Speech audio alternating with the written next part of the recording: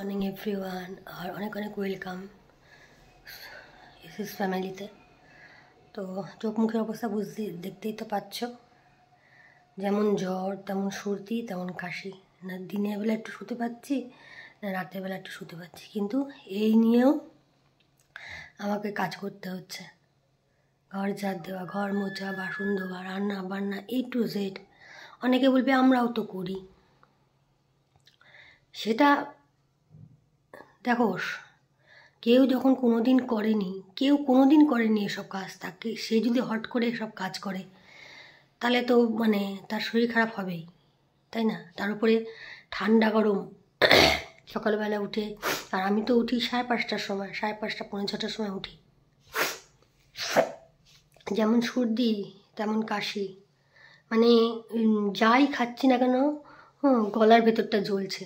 তা একটা সেদিকে এমনি আমি ভাবলাম যে হয়তো ঝাল তরকারি সবজি সব এই জন্য হয়তো গলা জ্বলছে। ও মা, একটা সন্দেশ খেয়ে কালকে জল খেয়েছি, তাও গলা জ্বলছে। তারপর বর বলেও তার গলার মধ্যে ইনফেকশন হয়ে গেছে। এই জন্য এরকম সব যাই খাচ্ছ জ্বলছে। জল ছাড়া কিছু ভালোই লাগছে না, খেতে তো কিছু ভালোই লাগছে না। যার যেটা অভ্যেস নেই সেটা হট করে করলে তো শরীরটা খারাপ হবেই। হ্যাঁ, করতে করতে হয়তো আমার অভ্যেসটা হয়ে যাবে। অনেকের অভ্যেস থাকে, বিয়ের আগে থেকেই এইসব অভ্যেস থাকে, কিন্তু আমার তো তা অভ্যেস নেই, তাই না? কে কী বললো আমার কিছু যায় আসে না। যার যেটা সংসার, যার যেটা হয় সে বোঝে। অনেকেই অনেক কথা বলে, সেগুলো আগে কান দিতাম, এখন কান দিই না। সব ফালতু লোকের ফালতু কথা। তো ছাড়ো এসব কথা। সকাল তো উঠেছি, ফ্রেশ হয়েছি, তারপর ঘরটা ঝাড়টা দিয়ে, তারপরে বাসন টাসন ধুয়ে, ড্রেস চেঞ্জ করে, তারপরে দেখো জ্বর, তোমাদের গরম লাগছে, কিন্তু আমি দেখো মোটা একটা গেঞ্জি পরে রয়েছি গলা অবধি, এত শীত করছে। তো দেখি যেমন পারবো তেমন আমি তোমাদের কাছে শেয়ার করবো। কিছু ভালো লাগছে না, কিছু খেতে ভালো লাগছে না, কথা বলতে ভালো লাগছে না, কিচ্ছু করতে ভালো লাগছে না। দেখি কী করি, শরীরটা সত্যি ভালো নেই। কী করবো, একার সংসার, আমাকে একা হাতেই করতে হবে, আমার তো আর কেউ নেই, এই জন্য আমাকেই করতে হবে। চলো পরে আসছি। টিফিনের জোগাড় করে নিয়েছি, আগে পোহা করব।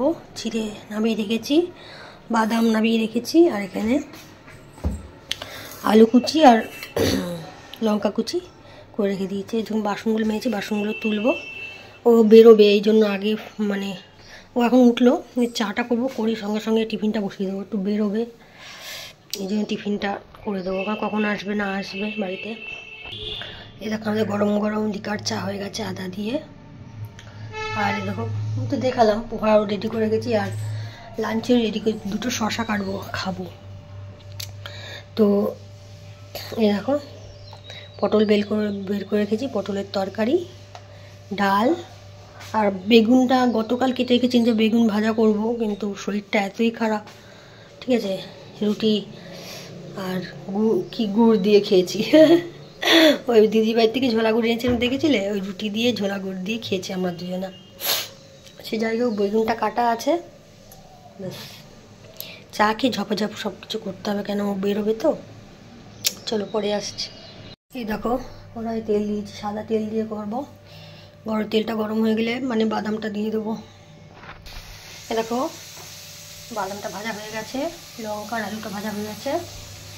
এবার এটা ধুয়েছি, এবার এটা এখানে দিয়ে দেবো। এই দেখো আমার পোহা রেডি হয়ে গেছে, দেখেছ? তো চলো আমি থালায় বেড়ে নিই। এই দেখো এটা আমার বরেরটা, আর এটা হলো আমার। চলো খেয়ে নিই। হ্যাঁ,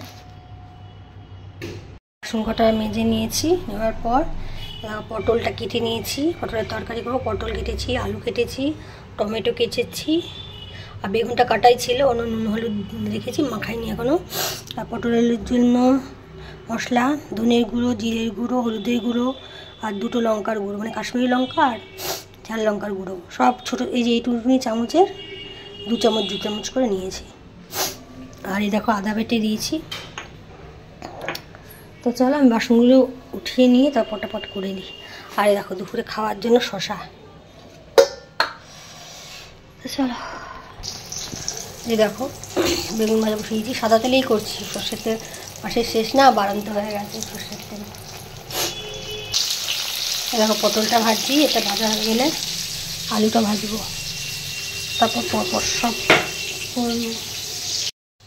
এই দেখো ওর কাজ হয়ে গেছে, তো বাড়ি চলে এসেছে। তা আমি আর শরীরটা প্রচণ্ড খারাপ, দাঁড়াতে পারছি না। ও খালি পটলটা ভাজা হয়ে গেছে আমার, ও আলুটা ভাজবে, ভেজে নিয়ে তরকারিটা করে নেবে। বেগুনটা ভাজা হয়ে গেছে, দেখো বেগুনটা ভাজা হয়ে গেছে। ডাল আছে, ডালটা গরম করে নেব। বেগুন ভাজা, আলু পটলের তরকারি। দেখো আলুটা ভাজা হচ্ছে।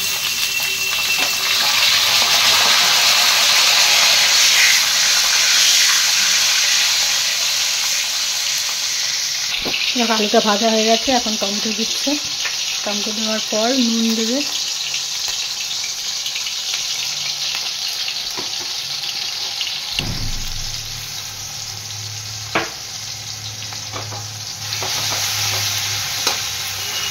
আদা পেস্ট করেছিলাম সেটাই।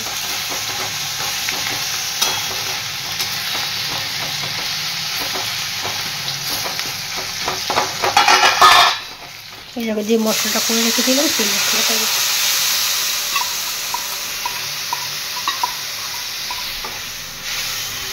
ও ভিডিও করতে পারে না রান্না করতে করতে, এই জন্য আমাকে দাঁড়িয়ে থাকতে হলো। শরীরটা খুবই খারাপ আমার, দাঁড়িয়ে আছি তো, গা হাত পা কাঁপছে।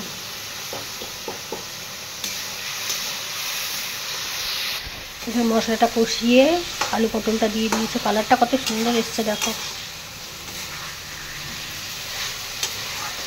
একটু মাখা মাখা করবো, বুঝেছো তো, ডাল দিয়ে মাখা মাখা পটলের তরকারি খুব সুন্দর লাগে। তো এটা হোক, হ্যাঁ আমি পরে আসছি। রান্না হয়ে গেছে, রান্নাঘর এখনো ইয়ে হয়নি। এরকম আলু পটল হয়ে গেছে। খাওয়ার আগে ডালটা গরম করে নেবো, ভাতটা গরম করে নেবো। তো বেগুন ভাজা হয়েই গেছে, ঠিক আছে।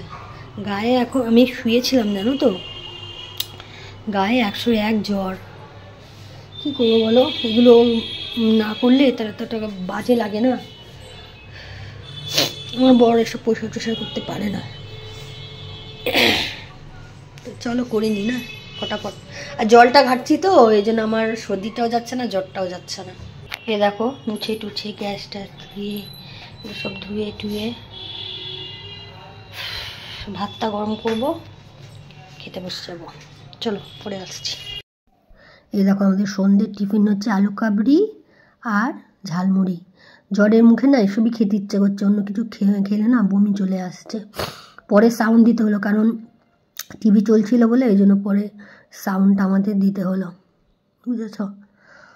আমার একটু ভালো লাগে ঝালমুড়ি আলু কাবড়ি এইসব জ্বরের মুখে। তো মানে দেখি তো রান্নাবান্নার পর ওই রান্নাঘরটা মুছে টুছে ওইটুকুনি দেখেছি, তারপর আর দেখাতে পারিনি, আর আসতে পারিনি। শরীরটা খুব খারাপ লাগছিল, মানে দাঁড়িয়ে থাকতে খুব কষ্ট ছিল। এই যে এখন কথা বলছি হাঁপাচ্ছি, মানে এত সর্দি হয়েছে, মানে সর্দি কাশি, আর শরীরটাও খুব খারাপ লাগছে, জ্বরও তো আছে।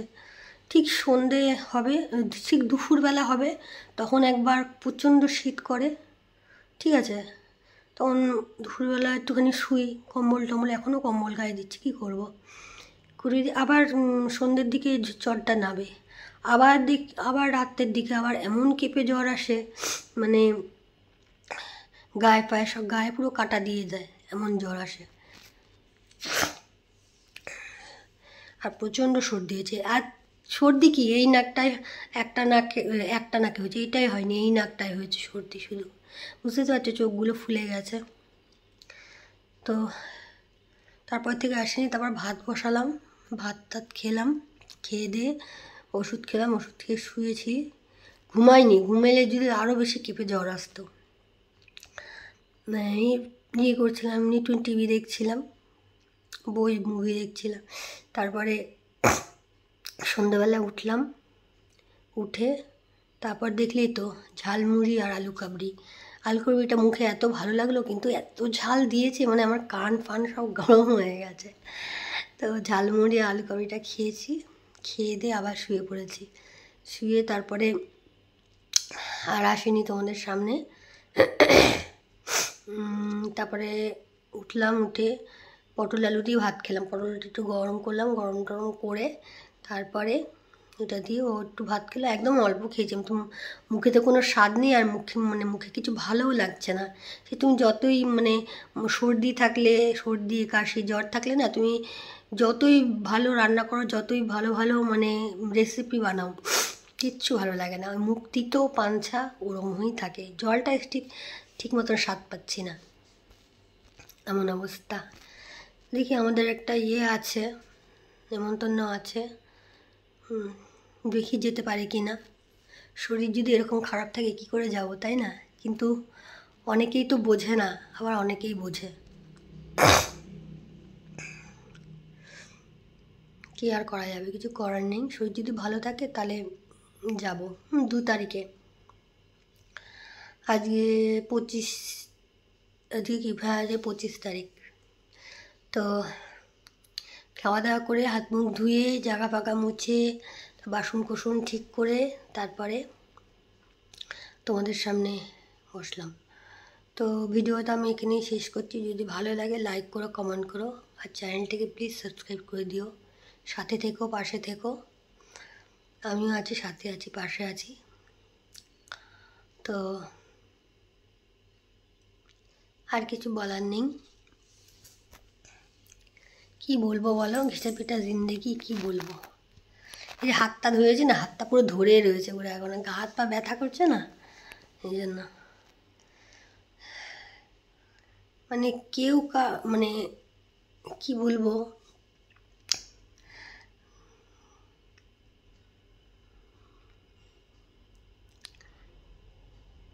কেউ কারোর না খবর নেয় না আজকাল। কেউ কারো কি মানুষ বুঝে সব আজকাল, মানুষ বুঝে। দাঁড়াও, হ্যাটটা চলে এসেছিল, এই জন্য পুশ করে দিয়েছিলাম। তো মানুষ বুঝে সবাই খোঁজ খবর নেয়, গরিবদের কেউ খোঁজ খবর নেয় না। আর একবার ফোন করে জিজ্ঞেসও করে না যে শরীর কেমন আছে, ঠিক আছে, কি খাচ্ছিস, কী করছিস। সংসারটা পুরো তো আমারই হাতে। তাও কি করবো বলো, যার কেউ নেই তার ভগবান আছে। এখন মনে হচ্ছে ভগবান আছে কি, বুঝে উঠতে পারছি না, ভগবান কি আছে। আমি শুনেছি যে কেউ যখন কারুর না থাকে, সবাই যখন ছেড়ে চলে যায়, তখন নাকি ভগবান সাথে থাকে, পাশে থাকে। কিন্তু আমারটা কি তাই হচ্ছে, আমি বুঝতে পারছি না। এই শরীর নিয়ে এখনও গায়ে 101 না 2 জ্বর। এই শরীর নিয়ে সকালবেলা যখন উঠলাম, শরীরে গায়ে আমার 102 জ্বর। তাই নিয়ে ঝাড় দিয়েছি, মুছেছি, আর বাসন কোসন তো আছে। এই জন্য তো আমার সর্দিটা সারছে না। বাসন কোসন ধুতে গেলে, আর সকালবেলা উঠে ঘুম থেকে উঠে বাসন ধুচ্ছি, ঠিক আছে, তারপর আবার রান্না টান্না হচ্ছে, তারপরে সেই বাসন থাকছে, টিফিন করছে সেই বাসন থাকছে, তখন বাসন মাজছি। তারপরে আবার দুপুরবেলা খাওয়া দাওয়া হচ্ছে, তখন একটা বাসন হচ্ছে। রাতে যেটা হচ্ছে সেটা মাজছি না, আর পাচ্ছি না। নাহলে রাতেটা মেজে শুচ্ছিলাম কদিন, কিন্তু কদিন আর পাচ্ছি না। আর দেখো, আমার তো ফ্ল্যাট, তোমরা বলবে, অনেকেই বলবে যে হ্যাঁ ফ্ল্যাট তো ছোটো ছোটো। আমার বাড়িতে যদি আসো না, তখন বুঝতে পারবে যে ফ্ল্যাট এত বড় বড় হয়, এত বড় বড় রুম হয়। আমার এত ফার্নিচার, ঘরে এত ফার্নিচার, তাও খালি খালি লাগে আমার ঘর।